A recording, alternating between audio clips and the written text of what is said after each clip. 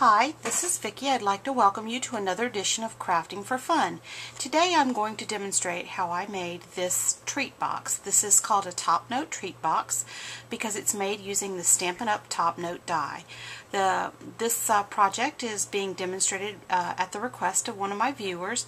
I posted this project actually in July of 2011 and had somebody ask me to send them instructions for how to make it, and I couldn't find my written instructions, so I had to recreate it from memory. This box ties with a ribbon closure. It opens up, and on the inside there's a box that is a little over 3 inches wide by 2 inches wide and big enough to store a generous amount of treats. So I'm going to show you how I made this. You will need one sheet of cardstock and some patterned paper to do this. So let me gather my supplies and I'm going to show you here. What you'll need to do is begin with a regular 8.5 by 11 sheet of standard cardstock, and I cut that in half. This is half of that sheet of 8.5 by 11 cardstock, so it is 4.25 by 5.5 by 8.5, and that is what we're going to use to make the box portion of this project. So I'm going to set it aside. With the remaining 5.5 by 8.5 piece, I cut that in half, and so now I have two pieces that are 4.25 wide by 5.5 tall. So you're going to need those. I'm going to set those aside. And then I have one piece of good quality pattern paper. This is basic gray. I believe the name of this pattern paper is Ambrosia, and it is also 4.25 by 5.5. So I'll have three pieces that are that 4.25 by 5.5, and we'll come back to those. You will also need the top note die. This is available from Stampin' Up! It's a very versatile die, and I've used it in quite a few projects.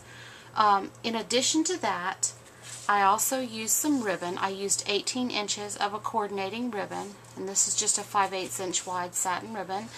And I used 3 punches to embellish mine. I used the large oval punch and the scalloped oval punch from Stampin' Up! And then I used the butterfly punch.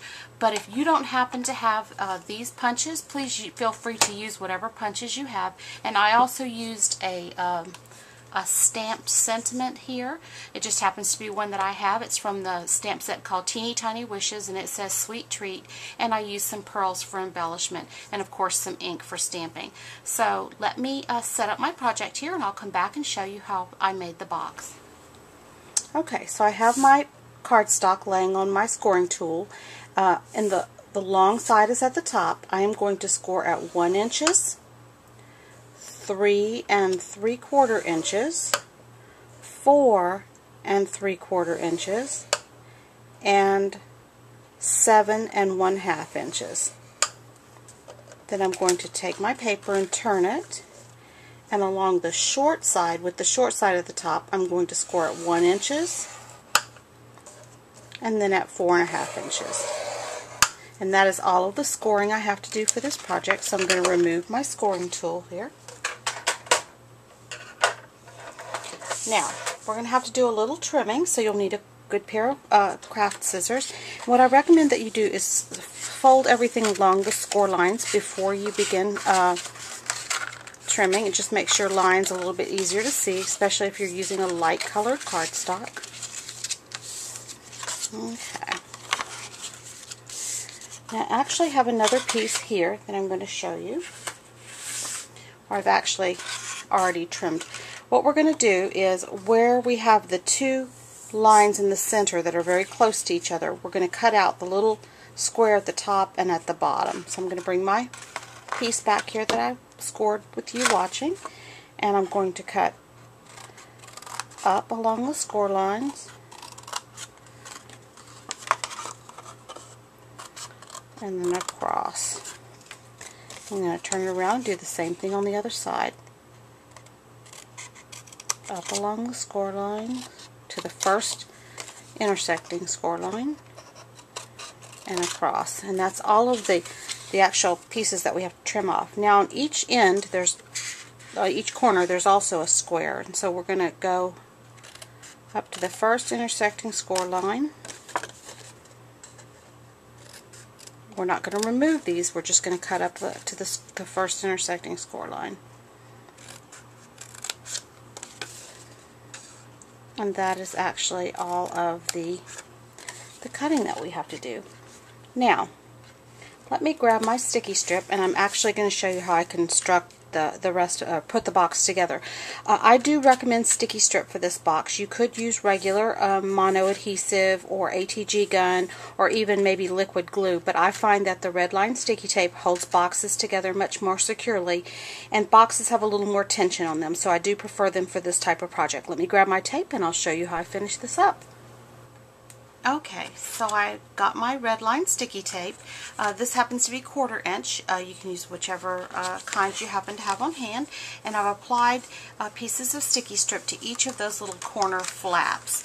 And now what I'm going to do is I'm going to go ahead and remove my little liners from all of those, which is actually the most difficult part of this whole job.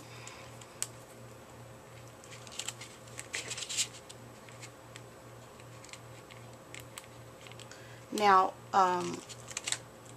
when this box is constructed, the top half and the bottom half of the box just fit inside of each other. They're just actually like a nest inside of each other. And the ribbon is more of a decoration than anything else, but it does help keep the box closed. So after you've got the sticky strip removed, what you're going to do is you're going to actually, fold up the corners of the box, putting the little flaps with the sticky strip on the inside, lining everything up best you can.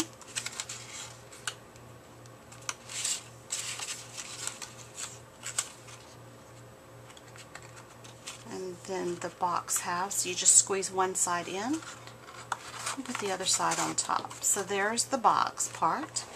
Now, while I still have my sticky strip handy, I like to use a piece of sticky strip on the top of my box.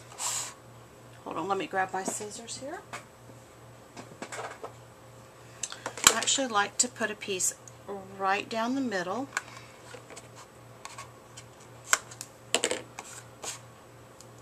On one side of my box. And that is actually going to be used to hold my ribbon in place. I just like to do that because I know then my ribbon won't get pulled around.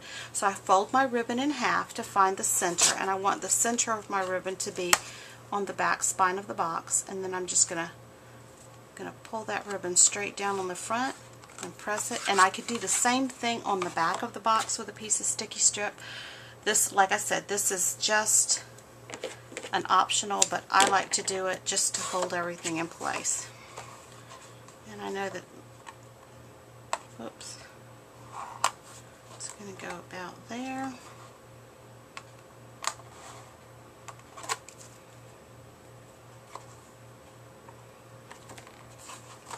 And now my ribbon is on my box, and we can go ahead with the rest of the project. So I'm going to set the box aside, remove all of these little pieces.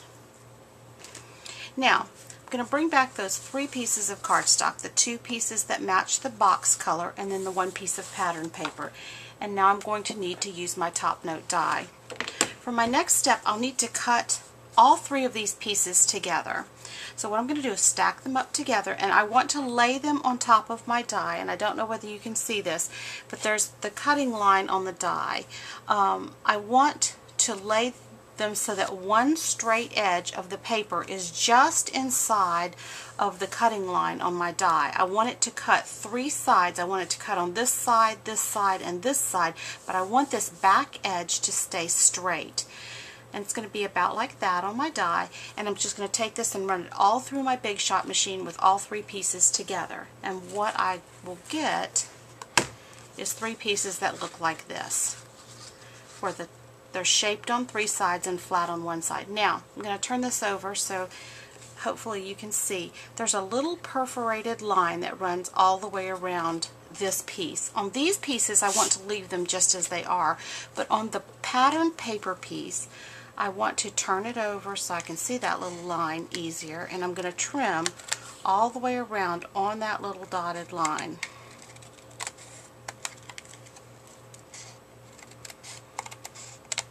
And what this is going to do is allow me to lay this pattern piece on top of my solid piece of cardstock and get a shadow effect by having the solid piece be a slightly larger.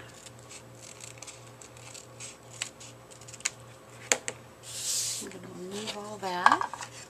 I'm going to apply some adhesive.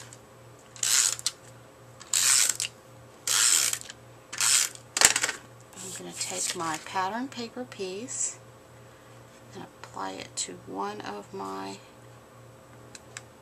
solid pieces. There we go. Okay, now this will be the top of my box and this will be the bottom. So I'm going to bring my box back. I'm going to turn this over. Now, you'll notice when I'm going to show you by laying the box on top here, you'll notice that the box is smaller than the top note piece. So I'm going to remove that. When I apply adhesive, I want to make sure that I stay away from these three sides of my box by, maybe a ½ inch or so, because I don't want adhesive to be outside of where my box is going to sit. But I do want to run adhesive very close to this back edge because I want the box to be real secure. So I'm going to take that. This is the top of my box here. I'm going to double check. I always double check. It is the part that opens up. Yeah, and that is correct. And I'm going to place my piece so that I've got about the same amount on either side of my box, and I'm going to secure that down. Then I'm going to take my other shaped piece, again apply adhesive, staying away from those three shaped edges, and I'm going to apply that one to the back of my box, trying to match it up as best possible.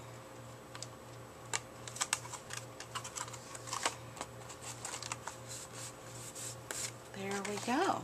So our box is complete.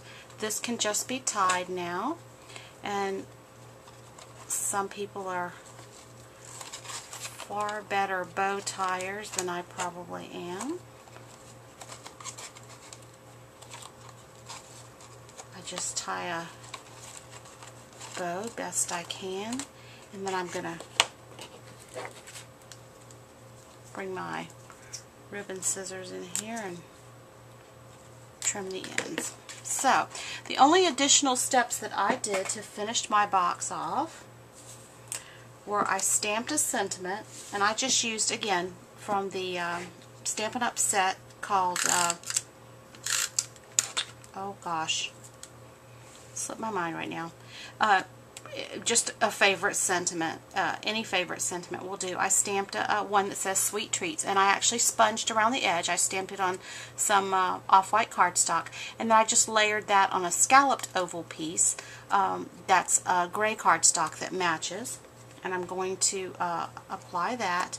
And then I also stamped a butterfly here, or I'm sorry, I punched a butterfly, and I sponged the edges with gray, and the only additional step that I'm going to do to that before I apply it is I'm going to add 2 pearls. Oh, I did want to show you. After I sponged my butterfly, I punched it just out of regular cardstock and sponged the edges gray. I just kind of curled the wings just to basically break down the fibers in the paper a little bit, and I folded it in the middle, and then I'm just going to add 2 basic pearls to the center, because I wanted to keep the color scheme very simple. I wanted to use all grays, oranges, and cream colors because those are the colors that are in my project. And so I'll just apply those to the box front with some dimensional, some foam tape dimensionals. And again, here is my original project. I hope you enjoyed this. If you have any questions, you can always email me at craftingforfun@gmail.com, or check out my blog, craftingforfun.blogspot.com, for additional craft ideas.